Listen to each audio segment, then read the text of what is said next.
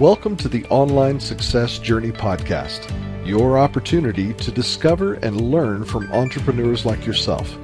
This is not your typical podcast, but a place where you can get the real story and find out how real people encounter speed bumps and detours, but journey through to find success.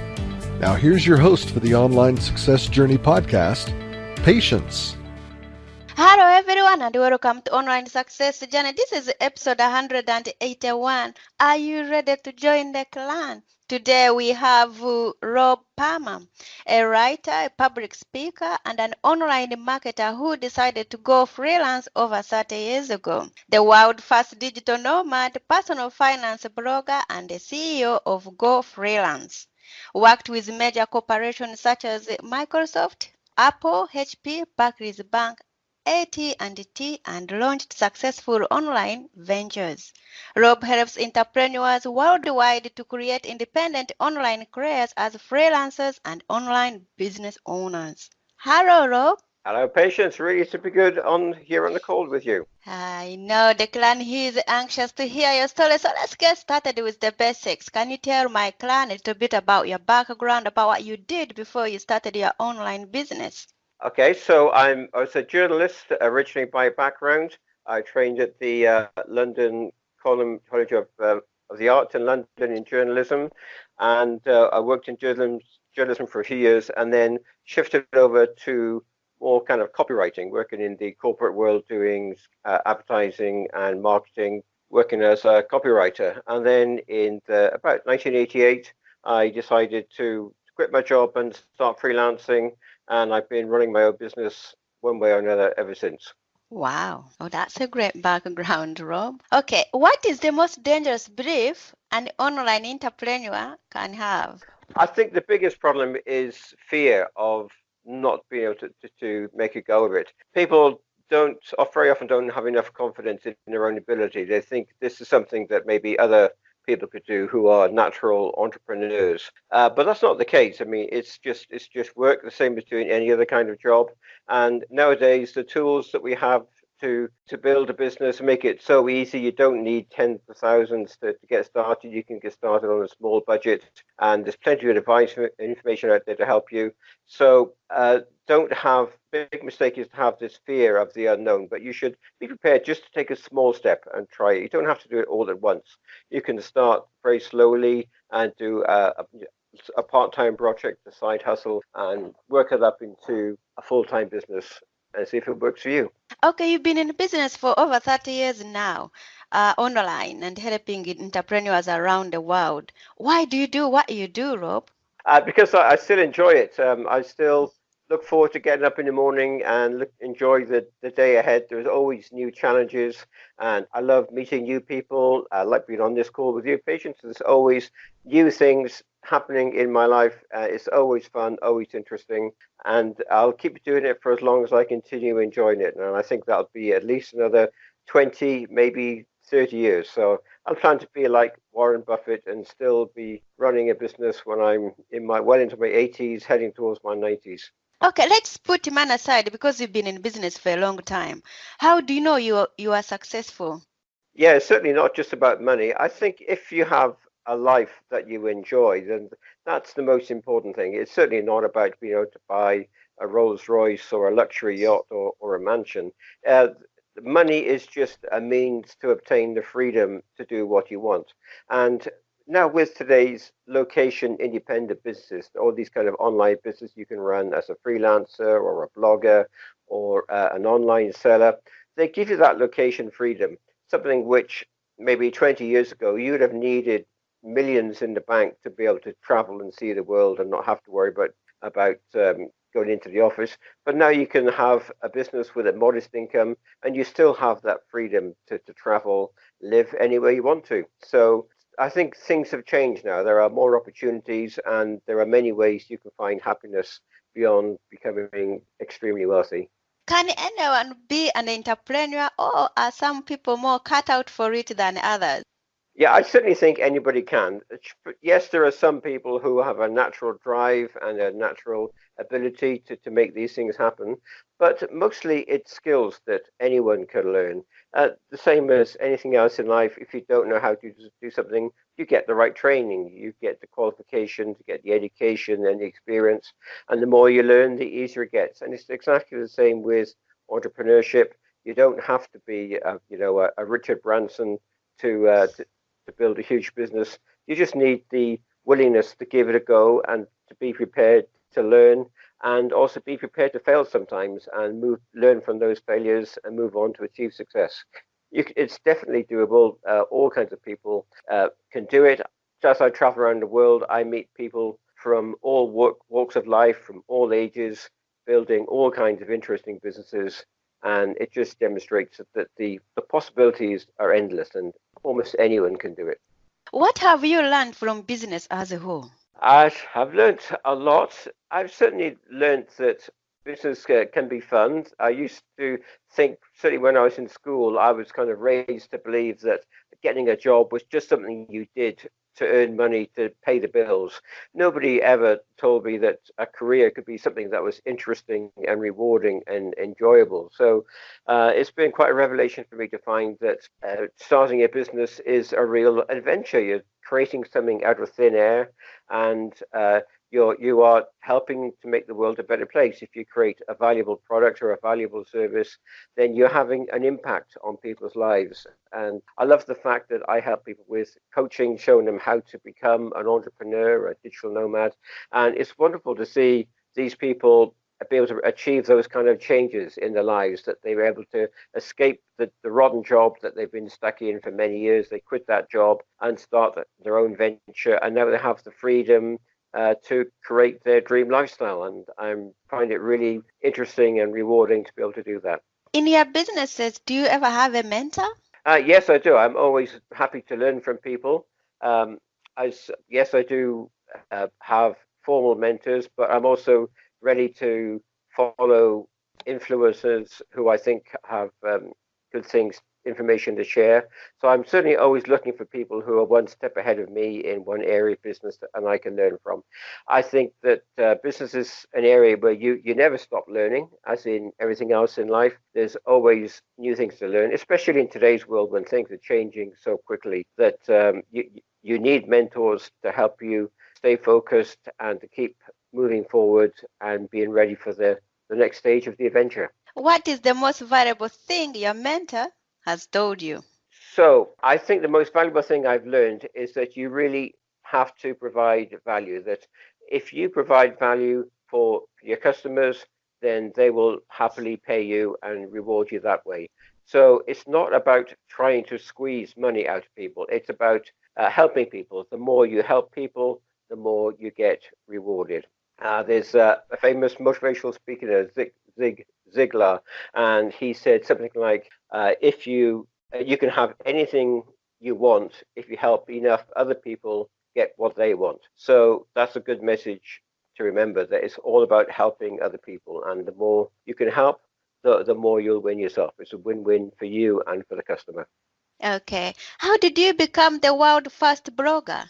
Yeah, that actually goes back a long time, for when I was working with BT in the UK in 1993. And they have a research laboratory outside London. And I was working on a project with them, helping them create a printed magazine that discussed their research projects. And then in 1993, they found out that they could publish on this new thing called the World Wide Web. So working with these boffins, I created what in those days we just called an online journal, but nowadays you would call a blog. It was an information site that we updated on a regular basis with news and information. So it was a very primitive blog, very different to blogs today, very simple, just text on the screen, no graphics, nothing fancy whatsoever. And it was assumed that people would not read it on the screen, but that they would print it off and take a printout to their desk and read the information sitting at their desk with a cup of coffee. So very different to reading a blog on your mobile phone today, but it was the start of the blogging revolution, I think. And then you became the world first digital nomad from the blog. Yeah, that's right. So that blog really got me interested in technology. So I started taking an interest in the internet and trying to figure out how I could use this as a way to communicate with people and start a business. And so by 1999, I had a full-time business online, and I decided to take a trip to Ireland with my family. We had a rusty old camper van, and we made it from UK across to Ireland, and we traveled around Ireland. But I needed to keep on top of my business while I was traveling. But in those days, there was no Wi-Fi, there were no co-working spaces, no internet cafes, and you couldn't buy a SIM card for your phone. So the only way I could get online was we'd drive into a town, and I would go up to someone's door and knock on the door and ask them if I could use their internet for an hour if I gave them 10 Irish pounds or thereabout. And some people said, yeah, okay, that's fine. And I was able to get online and keep my business going. So I think that could well be the first digital nomad trip. Wow, that's very interesting. What is one thing that has contributed to your success? I think mainly a willingness to learn. I think the fact that I still enjoy doing what I do after all these years, and so because of that, I'm excited to find out about new things and always ready to learn. This business, if you stay still too long, then you'll get overtaken by your competitors. So you do need to be nimble, and I still enjoy getting involved and learning all these new things. So as long as I can keep doing that, then things should go quite well. What is one thing no one knows about you? No one knows about me. Let me see. That I'm probably that I plan to do this for at least another 50 years. I've got no plans to retire whatsoever. There's lots of the world I want to see, so I want to keep on working and traveling and doing exciting things for as long as I'm physically able to do so. What grounds you? I guess reality. Sometimes you get a bit of a shock in life, and maybe your ideas get too big, and sometimes you come crashing down. A project fails and doesn't go as well as you thought, and then you realize, okay, I overreached a bit on that one.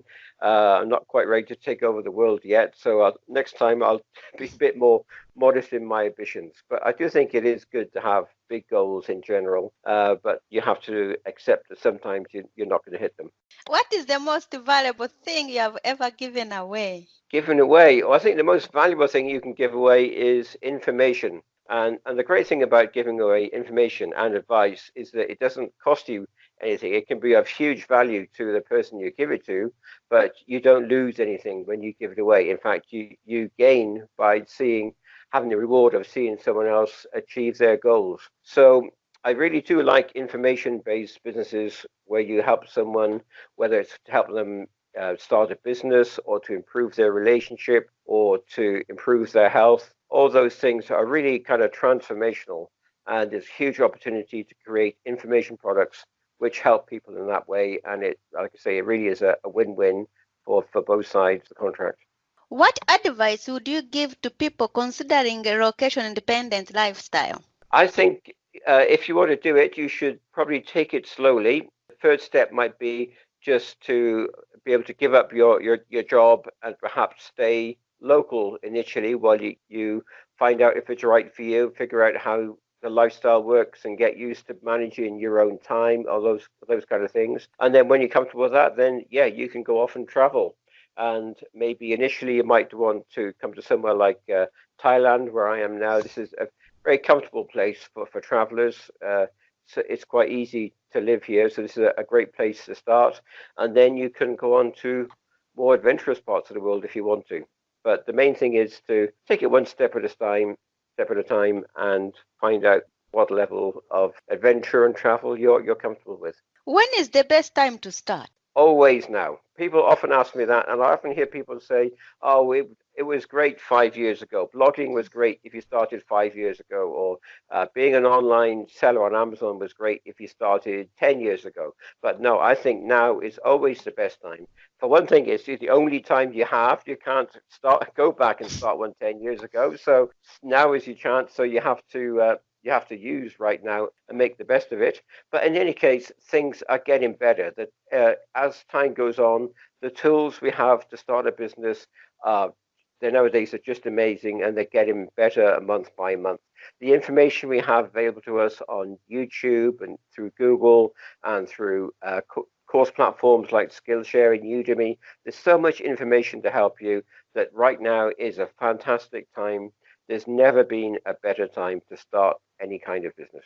Tell us more about your Go Freelance. So Go Freelance is a site I use to help people, because people often ask me about how do I do this? How do I live this lifestyle of traveling and go wherever I want to go? So I started coaching people on a kind of a random basis initially, and then I realized, well, obviously there's a need for this kind of coaching and mentoring. So I'm now doing that on a more formal basis. So anybody wants some advice on how to create a location independent income or how to start being a digital nomad, they can contact me at Go Freelance and we can discuss things from there. What is your clientele?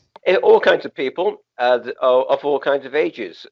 Some of them are more or less fresh out of college and ready to launch their whole career. Other people are retirees who maybe need just a little bit of extra income to top up their pension and everything else, and many somewhere in between. So it doesn't matter what age you are or what your background is, there's a niche for you somewhere online where you can create a business and do very well.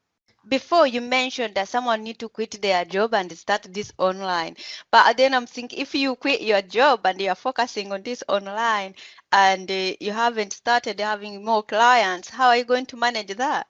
So you need maybe to continue working. Yeah. So a good way to start is to start as a side hustle. You can do, which is exactly what I did back in 1988. I started taking on some freelance clients and did the work in the evenings and over the weekend. And after a while, I was making almost as much from my freelance work as I was from my day job.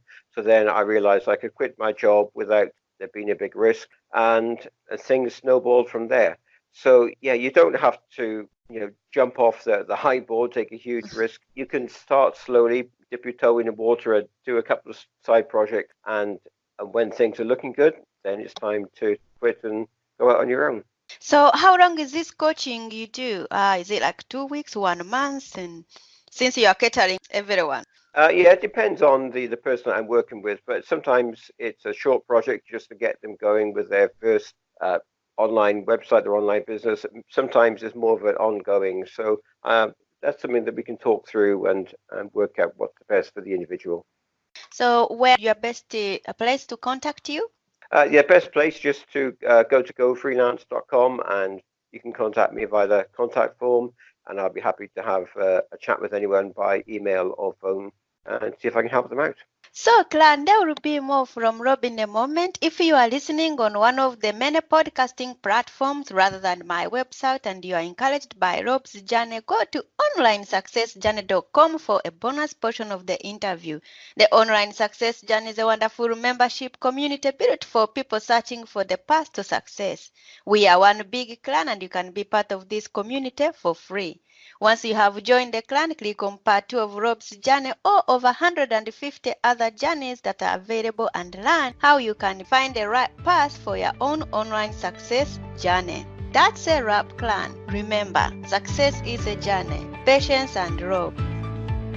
This is not the end of the journey. We hope you've enjoyed listening to part 1 and want to be sure you know there is a second part to this and every journey podcast at onlinesuccessjourney.com, filled with even more success tips, uplifting stories, and even a bit of fun. There are dozens of episodes only available to the members of the Online Success Journey clan. Check out the website and click on Join the Clan for more information. Patience would like to thank you for listening to this podcast, and she has a free audio gift for you at her website. Go to onlinesuccessjourney.com for instant access to this gift. Of course, you know that listening to the journeys of others helps each of us chart our own path. So make sure you're subscribed to be notified as each new interview is posted. There are so many ways to stay connected to the Online Success Journey and to listen in. And if you're enjoying the podcast, we appreciate your help in telling others. One of the best ways to share the benefit you get is to rate and review it at Stitcher and other sites by clicking the stars or completing the ratings form by clicking thumbs up and leaving a comment on YouTube, or liking and sharing the podcast on social media. To review the podcast within iTunes, simply open iTunes to the podcast, click on Ratings and Reviews, then write a review. On behalf of Patience, and until next time, thanks once more for listening. It is our hope that this podcast will guide you on your own online success journey.